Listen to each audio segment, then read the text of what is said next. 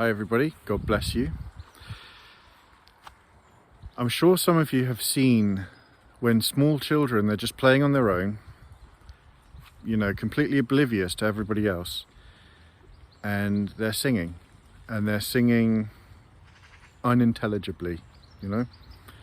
They're so young they can't talk yet, right?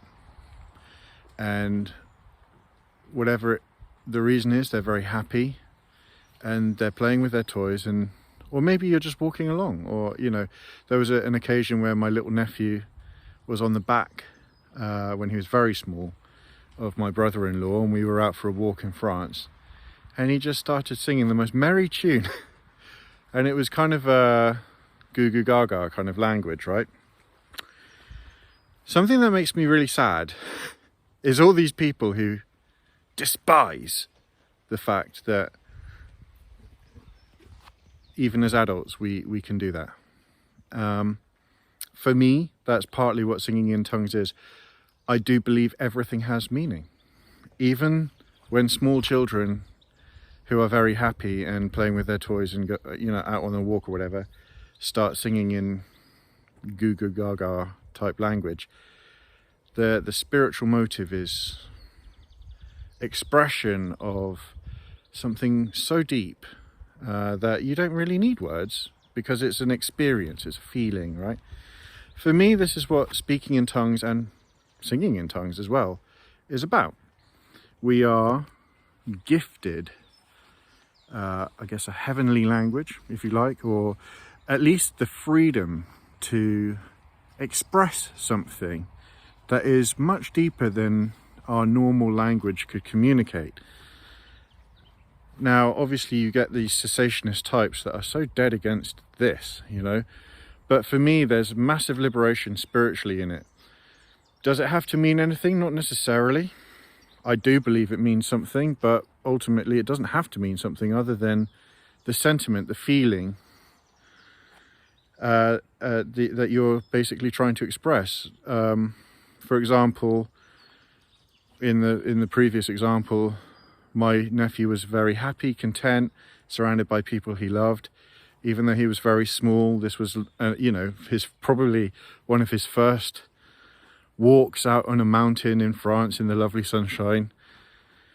That just made him very happy to sing like an impromptu, creative child song, in Goo Goo Gaga. For me, this is often what singing in tongues is like. I was doing it on the way. I just played a gig. I went to the Devon County show and evangelized, basically, singing my songs and other people's songs like Josh Garrels and things like that. But on the way there, I was just full of joy, and I wasn't as full of joy until I actually started to sing in tongues, and then I just was overwhelmed with this expression that, God, I really feel like singing, and I really feel like singing, my heart, rather than just some random, English words or something. So the liberation is that you don't have to think about what you're saying. And people who are not spiritual don't understand. They just don't get it. Like it's a motive thing, it's like, why am I doing this? Well, I'm very happy at the moment. I'm full of joy. Perhaps you might sing or speak in tongues because you want to pray about something that's extremely sad, like way deeper sadness than anybody could express. And so you sing or you speak. Generally I speak when it's like that. And you're pleading, you're asking for help, you're whatever else, right? There's motive behind it. And I've been recently attacked on my singing in tongues video and other for teaching people that this is a very liberating thing, that like children we can express ourselves without having to be intelligible, basically, to other people at least. I sincerely believe God knows what's going on when you speak in tongues. Obviously, there is the spiritual aspect, which I think is your spirit is speaking or singing, whatever the underlying emotion is behind and motive. But for me, this is an incredibly liberating experience, and I would love everybody to have it. And I made a promise to myself I'd make a video about even though it's raining right now, in my garden. There's my little thing I made for my mother. This is where my party's going to be for my birthday, for those of you who are coming.